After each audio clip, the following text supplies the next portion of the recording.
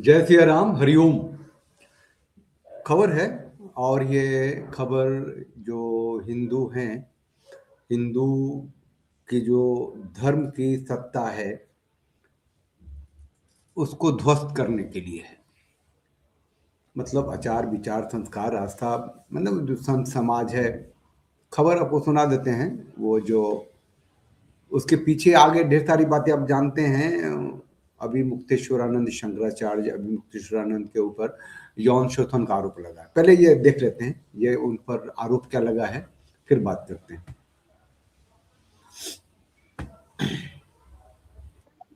के शिष्य आशुतोष ब्रह्मचारी महाराज ने शंकराचार्य स्वामी अविमुक्तेश्वरानंद के शिविर में बच्चों के यौन शोषण का गंभीर आरोप लगाया।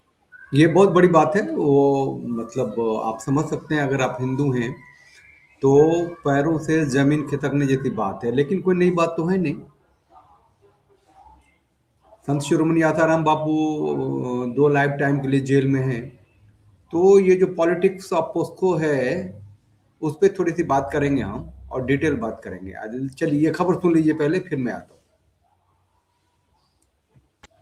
जगत गुरु रामभद्राचार्य के शिष्य आशुतोष ब्रह्मचारी महाराज ने शंकराचार्य स्वामी अविमुक्तेश्वरानंद के शिविर में बच्चों के यौन शोषण का गंभीर आरोप लगाया।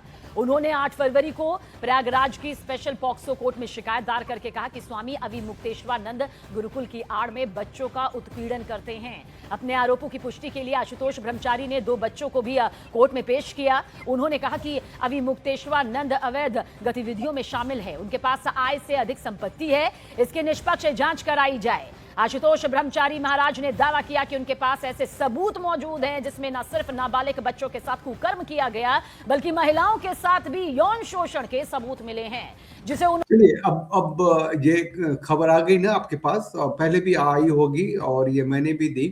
पॉइंट ऑफ व्यू ये है कि ये जो संत समाज है, वो जो कुछ धर्माचरण पे जीना चाहते हैं तो वो क्यों नहीं कर पाते।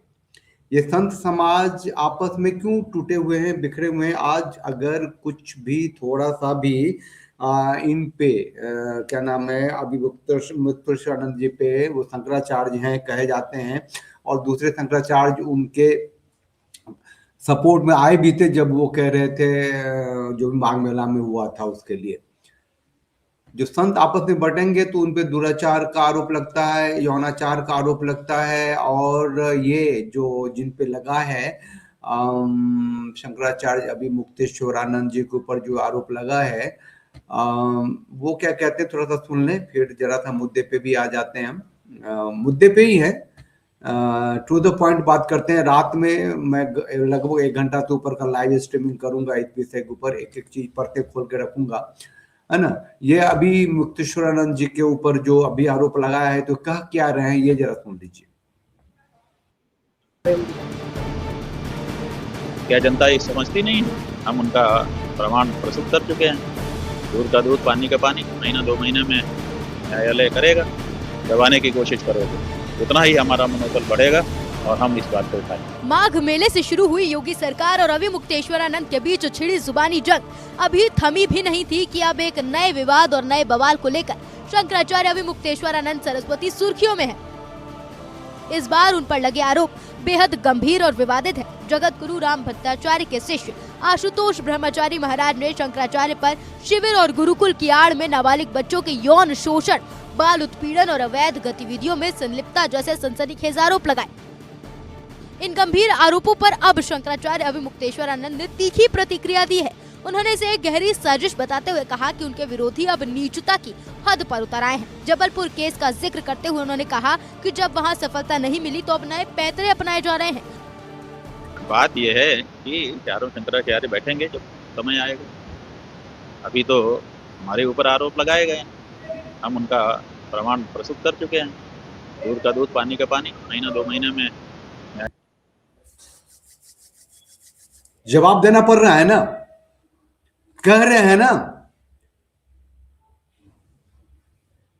शंकराचार्य हैं और संतों के प्रति कोई निष्ठा अगर इनकी हो, मैं नहीं बोलना चाहता क्योंकि अंत में पैर सूरज जो है, चाकू जो है खरबूजे पे गिरे, खरबूजा चाकू पे क्या फर्क पड़ता है? मैं आपको एक वीडियो दिखाता हूं, मैं जो कुछ बोलना चाह रहा हूं उस वीडियो से आपको मैं दिखा देता हूं। संत शिरोमणि आसाराम बापू को एक षड्यंत्र में फंसाया गया। एक तो संत समाज को आगे आना चाहिए, सब जानते हैं। कुछ संत समाज आगे आए भी, वो भी मैंने कहा कि रात में मैं बहुत लंबा एपिसोड करूंगा। अभी मैं सिर्फ ये बताता हूं, यही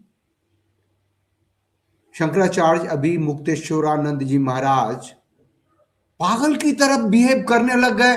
चुप चुप, सुप्रीम कोर्ट ने जजमेंट दिया है तो अभी भी आप कह रहे हो को निर्दोष हैं आसाराम बापू के बारे में। अब पता चलेगा कि ये राजनीतिक दल कितना गंदा है, कितना खतरनाक है। एक मिनट जय सुनती है। जब आसाराम बापू जी को एक आरोप में पकड़ा गया था तो उनके समर्थक और कई सारे समाज के लोग कह रहे थे कि उनके ऊपर, क्योंकि ये बहुत ज्यादा मुखर थे धर्मांतरण को लेकर के, और एक नहीं, इससे पहले भी कांचीपुरम के शंकराचार्य पर भी जो भी धर्मांतरण के खिलाफ जो विरुद्ध जो खड़े हुए, उन पर गाज गिरी, उनको जेल भेजा गया, उनको तरह तरह के प्रपंच रचे। मतलब ये है कि आप ये कहना चाहते हैं कि कोर्ट में जो उनके ऊपर आरोप लगा था उसकी जो प्रोसीडिंग चली वो सब गलत थी? नहीं, मैं नहीं कहा। उनके ऊपर जो आरोप लगाए गए और बाद में प्रोसीडिंग चलाने के बाद जिनको सही माना गया, वो सारी प्रोसीडिंग, वो सारी कहानी गलत थी, केवल धर्मांतरण के कारण उनको फंसाया गया, ऐसा आप कह रहे हो? नहीं, मैं ऐसा ही कह रहे हो? ऐसा ही कह रहे हो? नहीं स्वामी जी, बिल्कुल ऐसा कह रहे हो स्वामी जी, मैं नहीं बिल्कुल ऐसा कह रहे हो, क्योंकि अब वहां पे कोर्ट में अभी आरोप नहीं लगाया गया है, प्रोसीडिंग चल करके उनके ऊपर सजा हुई है स्वामी जी, और उनमें उनको दोषी माना गया है। तो इसका मतलब कोर्ट की प्रोसीडिंग जो थी वो झूठी थी। ये आप शुरू में ये अर्थ निकाल सकते थे जब आरोप लगा था। जब प्रोसीडिंग चल करके उनको सजा हो गई तब ये अब इनको समझाओ जा करके कोई कि ये राजनीता कैसे होते हैं, हिंदू धर्म को कैसे काटते पीटते ठोकते हैं, टुकड़ों में करते हैं, और भारत जो हिंदू सनातनी सत्ता की व्यवस्था वाला या एकमात्र जीवित सभ्यता संस्कृति का देश है, क्या है? एक संत के साथ आप नहीं खड़े होंगे। अब लगा दिया ना, अब आपने बोला ना मोदी के खिलाफ, गौ रक्षा के लिए योगी के खिलाफ, योगी को कहा ना कालनेमी या जो भी कहा, संत है ही नहीं, मुख्यमंत्री है, मतलब जो भी कहा, जो भी आपने किया उसका परिणाम ये हुआ ना। और बाकी संत कहां है? मुकदमा कौन लगाया आप पे? रामभद्राचार्य ने। रामभद्राचार्य के बारे में आपने क्या कहा? मैं ये कह रहा हूं कि ये संत समाज ही कटघरे में है और राजनीति के कारण है। मैं एक वीडियो दिखाता हूं और फिर इसको वाइंड अप करूंगा। पॉलिटिशियंस खुल के चिल्ला के एक दूसरे को जब बलात्कारी कहते हैं फिर भी कुछ नहीं होता। सुनिए, सुनाता हूं। एक संबित पात्रा है और वो क्या कह रहा है। एक पार्टी अपने उस मंत्री को लेकर बिल्कुल चुप्पी साधे हुए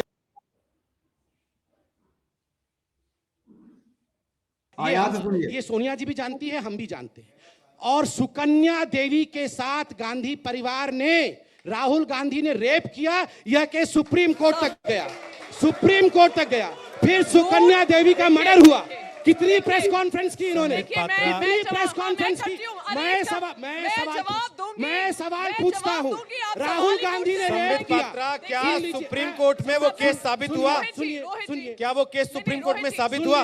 मैं जवाब दूंगी। सुन लीजिए, राहुल गांधी का रेप केस मैंने नहीं बनाया, सुप्रीम कोर्ट तक ये जिस केस का जिक्र कर रहे हैं, मेरा सवाल ये है, पहला, क्या वो सुकन्या देवी का रेप राहुल गांधी ने किया या नहीं किया? पात्रा जी, सुकन्या देवी का रेप राहुल गांधी ने किया या नहीं किया? पात्रा जी, सुकन्या देवी का रेप इतना चिल्ला के कह रहा है सुकन्या देवी का रेप राहुल गांधी ने किया या नहीं किया, और ये नथिंग। राहुल गांधी अभी भी संसद के अंदर आते हैं, चिल्लाते हैं और मोदी को गाली देते हैं या जो भी कहते हैं, हमको इससे कोई लेना देना नहीं है। मैं ये कह रहा हूं कि इतना घृणित अपराध खुल के मंच पे लोग चिल्ला के बोलते हैं, एक दूसरे के साथ जाते हैं, साथ रहते हैं, साथ खाते पीते हैं और दुनिया को बेवकूफ बनाते हैं, संत समाज को ठोकर पे रखते हैं, जूते की नोक के नीचे रखते हैं।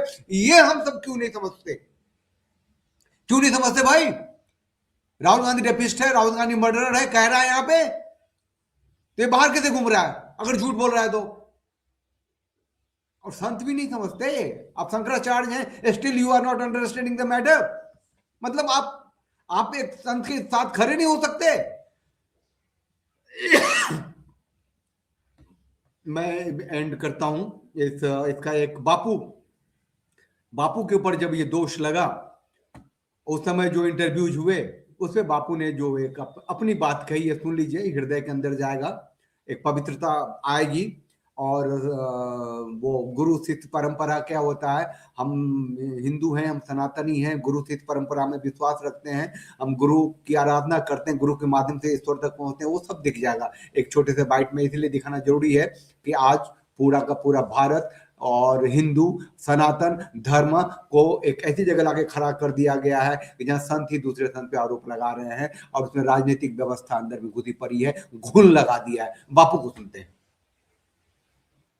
पीड़न जैसे गंभीर आरोप लगाए थे, उसके बारे में सफाई देते वक्त आसाराम का अंदाज हैरान कर देने वाला है। आसाराम ने इस लड़की को अपनी शिष्या और बेटी तक करार दिया, लेकिन किस अंदाज में वो आप खुद ही देख लीजिए। वो कन्या अब भी आज की तारीख में भी शीलवान है, निर्दोष है, वो कोई पीड़िता नहीं, किसी की ताकत नहीं कि मेरी ऐसी पवित्र शिक्षा को पीड़िता बना। मेरी पीड़िता बनाना मेरी ताकत नहीं।